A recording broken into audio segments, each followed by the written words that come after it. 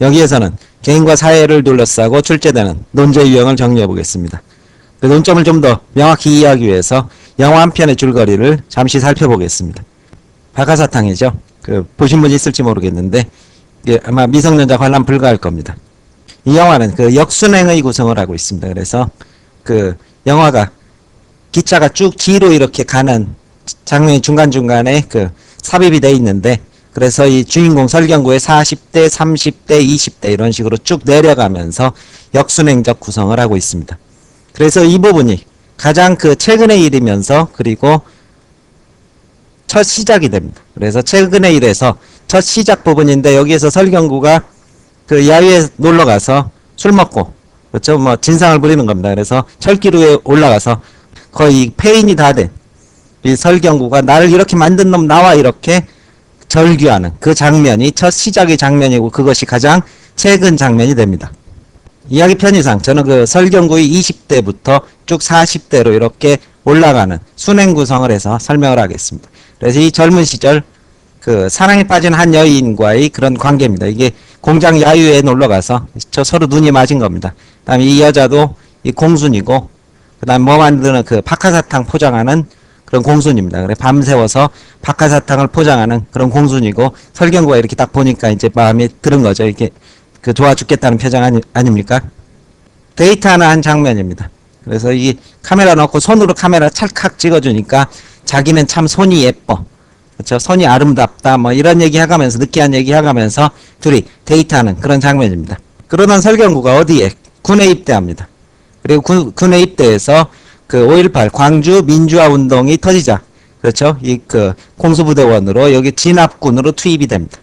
그리고 진압군으로 광주 시내에 투입이 돼서, 투입된 뒤에 오발 사고로 인해서 여고생 하나를 죽이게 되고, 그 다음 이 여고생의 피가, 바로 이 여고생의 피가 어디에? 자기 손에 묻게 됩니다.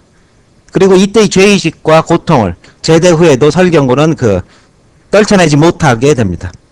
또 새로운 인물이 등장합니다. 하숙집 딸인데 이 설경구를 몹시 좋아합니다. 그래서 자꾸 자전거 좀 가르쳐달라, 영화 보러 가자, 그런데 설경구는 아직 옛사랑을 잊지 못하고 있는 그런 단계입니다. 드디어 옛사랑이 설경구를 찾아오게 됩니다. 이 두 사람과 그리고 이걸 지켜보는 하숙집 딸의 그런 긴장관계가 이렇게 드러나게 되겠죠. 설경구를 찾아온 옛사랑은 당신의 아름답고 그리고 순수하던 그것을 나는 잊을 수 없다, 이렇게 얘기를 합니다. 그런데 하필 이것이 어떻게 설경구의 가장 깊은 가슴의 상처를 건드리게 됩니다. 자기 손에는 이미 어떻게 아무 죄도 없는 무고한 소녀의 그런 시민의 피가 묻어있는 자기 손이 더 이상 순수하고 아름다울 수 없다는 것을 설경구가 깨닫게 되는 거죠. 그리고 이 설경구는 이 여인한테 상당히 거칠고 이렇게 냉정하게 대하게 됩니다. 결국 설경구는 이 여인을 냉정하게 떠나보내게 되는데, 이 여인은 설경구에게 하나의 선물을 가져옵니다. 선물이 뭐였겠습니까? 카메라입니다. 이 박하사탕이라고 생각하신 분들은 상상력이 너무 초라한 것이고, 자기 공장에서 일하면서 몇 달치의 월급을 모아서 카메라를 사와서, 그렇죠? 바로 예술가를 꿈꾸던 젊은 설경구의 옛 모습을 되돌이켜보려고 하지만은, 설경구는 이 선물을 어떻게 받지 않고 여자를 기차로 태워 보내면서 두 사람의 인연은 여기에서 끝이 나게 됩니다. 사랑하는 여인이 떠난 후 막 나가는 설경구의 모습이고, 이것은 또 설경구 향후 인생의 그런 막 나가는 모습이 암시적 장면이 됩니다.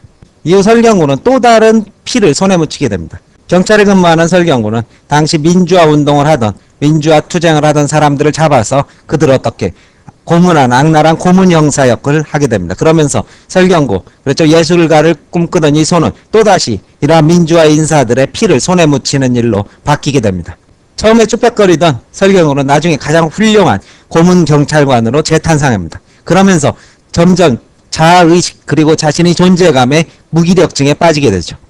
이 과정에서 설경구는, 그렇죠, 자기 부인과, 아까 자전거 타던 그 여자가 부인입니다. 억지 결혼을 했는데 이 부인과의 관계도 점점 악화일로가 되고, 그 다음에 경찰도 그만두게 되면서 자신의 점점 비참하고 나락의 인생으로 빠져들면서 결국 자살까지 시도하는 그런 모습의 현재 모습으로 점점점 파멸해 가고 있습니다. 다시 첫 장면.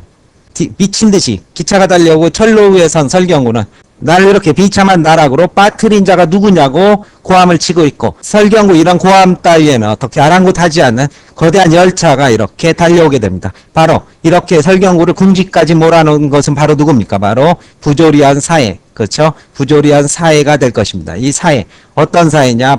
바로 광주 민주화 운동을 피로 짓밟고 민주화 열사를 피로 짓밟을 받던 전두환 정권의 이 부조리한 사회가, 사회 속의 부조리함이 결국 그 개개인이 어떻게 살아가던 개개인에게 영향을 줄 수밖에 없다는 이러한 개인과 사회의 관계에 대한 문제를 제기하는 영화, 이것이 바로 박하사탕이 될 것입니다. 따라서 사회 속을 살아가는 개인은 어떠한 형태든 사회와 영향을 주고받을 수밖에 없을 것이고, 그것이 자기 자신의 중심으로 살아간다면 개인주의지만, 이것은 논술에서 크게 출제되는 그러한 중심 주제는 아닙니다. 그 다음 여기에서 이러한 사회 속에서, 이러한 사회 전체의 논리 속에서, 그 논리 속에서 개인이 자신의 자의식과 비판의 이성을 잃고 그 속에서 희생되거나 혹은 집단에 적극적으로 동조하면서 나타나는 부작용의 문제, 이것이 바로 전체주의가 될 것입니다. 그래서 한양대에서는 간호사 실험, 그렇죠? 아무 생각 없이 시키는 대로 하는 간호사 실험, 그 다음에 나머지 숙대 등에서는 그 나치 대학살 당시에 독일군 장교들, 그 장교들 어떻습니까? 아주 건전하고 상식을 갖춘 이들입니다.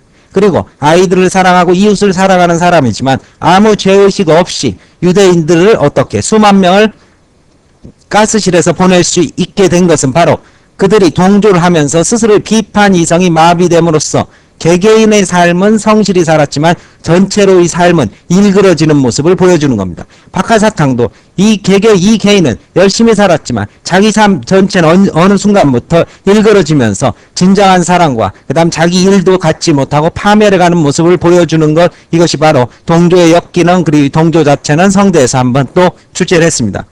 이에 비해서 민족주의는 동조의 순기능에 주목을 합니다. 그래서 집단의 지속성과 단결력 등을 강화시킬 수 있는 이러한 전체주의와 민족주의, 그것이 개인과 사회 속에 나타나는 관계, 이것이 하나의 출제 유형이고, 그 다음에 이 개인과 전체가 어떻게 하나의 유기체처럼 기능론적으로 유기체적 조화를 이룬다는 유기체론, 이것 또한 출제의 한 큰 파트가 됩니다. 그래서 손, 머리, 발 이런 것들이 자신만 중요하다 말하지 않고 각각의 기능을 유지하면서 유기체적으로 움직여가는 것이 우리 진정한 사회 모습이다라는 유기체론, 이것이 마치 퍼즐과 같은 조각조각이 제약화하면서 전체의 그림을 만들어내자는 퍼즐과 같은 유기체론.